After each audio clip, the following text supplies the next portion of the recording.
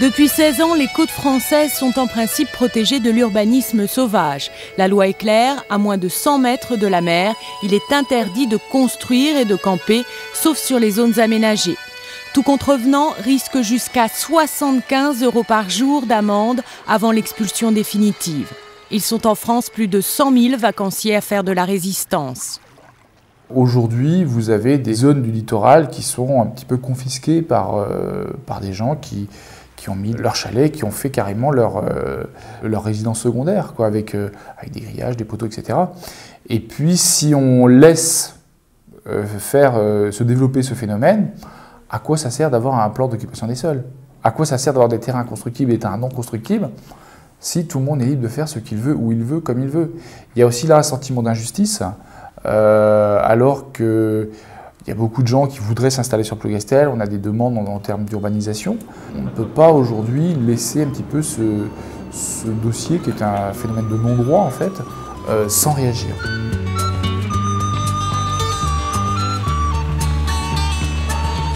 Expulser du jour au lendemain plusieurs milliers de personnes sur une seule commune est inconcevable pour la municipalité. L'heure est encore au constat, à l'information et à la discussion. Effectivement, c'est un désastre. Il va falloir plus d'investigation pour trouver au niveau du cadastre le propriétaire et puis voir ensuite à qui appartient effectivement ces caravanes et ensuite les mettre en demeure. Mais en tout état de cause, c'est quand même d'abord le propriétaire qui est responsable du terrain et de l'aménagement qu'il y fait en toute clandestinité en quelque sorte.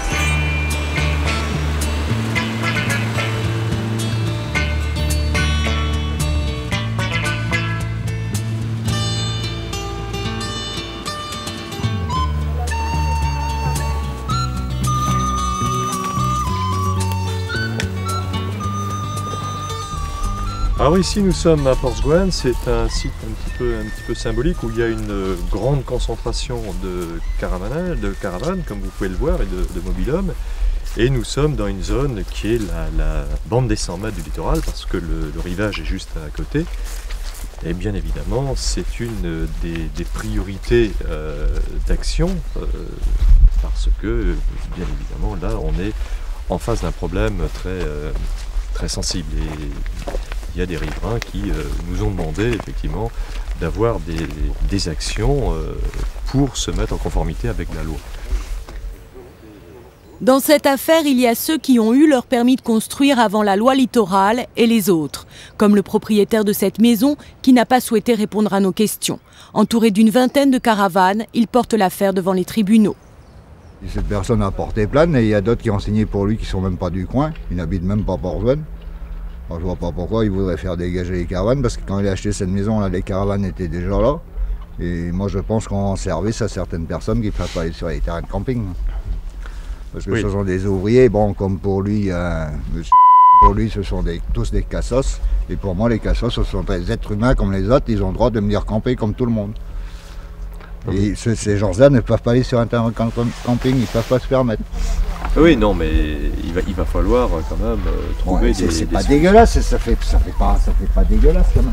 Non, mais il s'agit pas de ça, mais qu'est-ce que tu dirais de quelqu'un qui ferait une maison ici dans toute clandestinité? Ça ferait pas forcément dégueulasse non plus, mais il faut à un moment donné respecter la loi.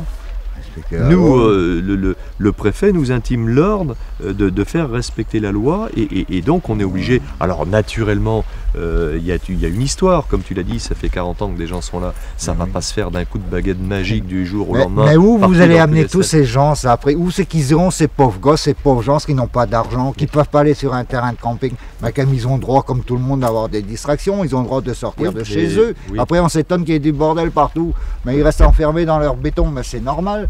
Qui est du bordel, au moins ici ils arrivent, ils rigolent, ils vont à la grève, ils s'amusent, tout le monde se connaît. Et puis il suffit qu'il y ait un monsieur qui arrive pour qu'il foute son bordel. Avant on n'en parlait pas avant que ce monsieur arrive. Voilà, ça suffit, vous avez l'air d'être d'accord avec lui à la mairie, mais... Nous, au tribunal il a perdu, bon, s'il fait appel on verra bien.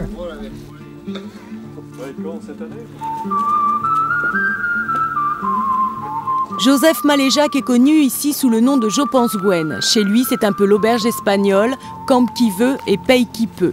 Une certaine philosophie du camping qu'il n'est pas prêt de renier. J'habite ici, moi, depuis 56 ans. Je suis né dans la maison. Bon, mes parents avant travaillaient la ferme. Donc ils travaillaient la ferme, il y avait déjà des campeurs. Enfin quelques campeurs, il y avait moins que maintenant bien sûr. Bon, ces campeurs-là donnaient un coup de main à mes parents pour travailler la ferme et tout, c'était vachement sympa. Bon. Après nous on n'a pas pris la suite quoi. Donc les terres, ben, au lieu de les laisser en friche, ben, qu'est-ce qu'on a fait? On a mis des caravanes dedans. C'est-à-dire c'est toujours les mêmes, c'est toujours les mêmes familles quoi. Qui viennent. Bah, oui, il y a des caravanes qui sont là, sûr depuis 40 ans. Il n'y a pas qu'ici qu'il y a des caravanes, mais il faut aller sur le Gouna, il faut aller partout. Il y en a partout, au Tenerife, il y en a sur la pointe de l'Harmonique, il y en a. Donc s'ils dégagent Port-Zouane, ben, ils seront obligés de dégager tout le monde. Et ça fera des milliers de personnes. Et je pense que les gens ne vont pas accepter ça. Bah nous, ça fait 12-13 ans qu'on vient là. Ouais. Et on s'y plaît. Je ne vois pas pourquoi on devrait partir du jour au lendemain. Disons que moi, s'il faut que je parte, ben, ce sera peut-être dur de me déloger. Ce sera pas la force, hein. Hein, parce que de mon plein gré, je partirai pas. Et ici, on a tout ce qu'il faut. Plus, on passe ici, comme moi je suis en retraite, alors je passe 7 ou 8 mois de l'année ici dans la caravane. Tant qu'il fait beau, j'y reste. Hein. Ici, c'est le petit Saint-Trope de Brest. Ben voilà. Voilà.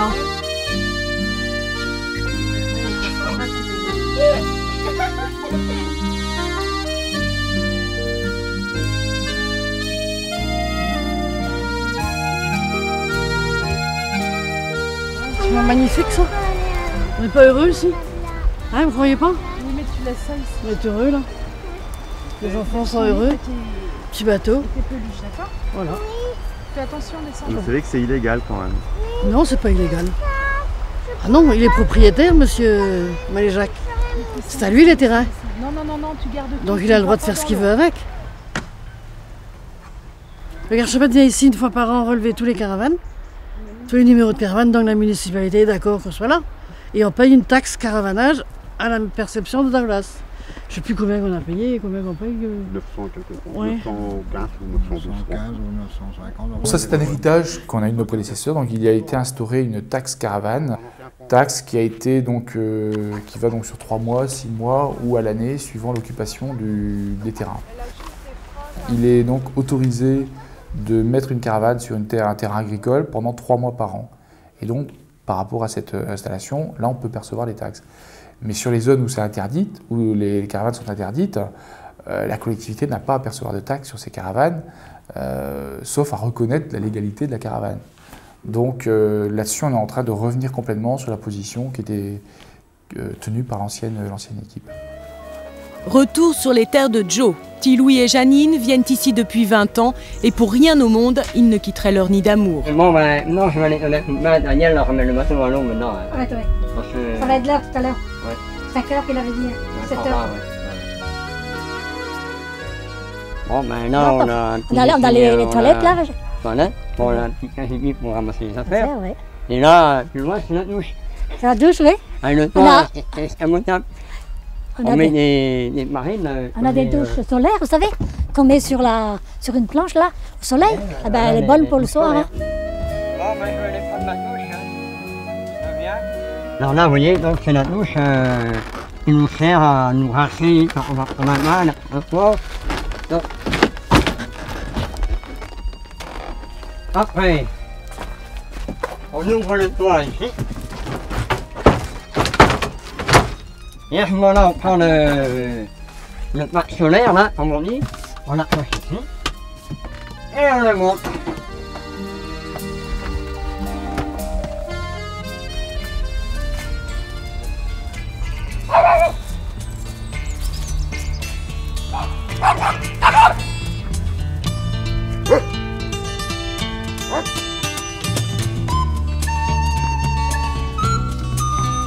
La solution au problème du camping sauvage sur le littoral existe. Ce sont des zones d'aménagement agréées par la municipalité. Chacun peut y acheter un terrain à condition de ne pas camper plus de 3 mois par an. Alors ici nous arrivons dans un parc de loisirs où le caravanage est autorisé parce qu'il y a un zonage approprié au niveau du plan d'occupation des sols, enfin plan d'urbanisme actuellement, et qui est constitué typiquement d'une vingtaine, 25 peut-être de parcelles de 500 mètres carrés typiquement de superficie, et dans lequel chacun a aménagé un petit peu sa surface. C'est une des solutions que l'on cherche à promouvoir. Donc Monsieur Cinq est responsable en quelque sorte de l'association. C'est un bien gros mot, président de l'association syndicale de Port-Gouennoise. Quand même, globalement, c'est un site qui était un peu conservé tel qu'il est. Vous avez gardé les arbres. Tout à fait. Nous tenons à respecter l'environnement. Du reste, dans le cahier des charges, il est bien stipulé que nous n'avons pas le droit à l'abattage d'arbres. Nous sommes propriétaires. Dans ce parc, il y a exactement 23 lots. Et il y a donc 23 propriétaires. Ici, ça se rapproche énormément, je veux dire, du camping traditionnel, hein, si ce n'est que les parcelles font quand même en moyenne 500 mètres carrés.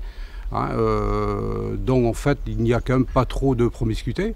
On a l'impression de se retrouver dans un petit lotissement, mais un petit lotissement à la campagne. Yvonne, bonjour. Bonjour. Ça va? Vous aussi? Ouais, très bien. Bonjour, ça va? Ah, puis il n'est pas là? Gérard Marie, non, il est parti à la pêche. Ah, il est parti à la pêche, il est courageux. À 150 mètres de la mer, ce genre d'initiative reste encore exceptionnel en France et nettement insuffisante pour reloger les campeurs illégaux. Aujourd'hui, chacun campe sur ses positions, les préfectures exigent plus de fermeté, les municipalités hésitent. Quant à ceux qui vivent encore les pieds dans l'eau, ils considèrent que la mer ne devrait pas être réservée aux seuls privilégiés. Oh ben, je préfère être ici, moi, que dans le béton. Je suis mieux ici qu'en appartement. Surtout quand il fait un temps comme ça. Bon, ben, même si on voulait me l'enlever, je reviendrais quand même à la pêche. Même si j'avais plus le droit aux caravanes, je viendrais à la pêche quand même. Ça, ils ne pourraient pas me l'interdire. Ouais. Bon, puis il n'y a pas de raison qu'ils interdisent. Pêcher, camper, c'est impeccable.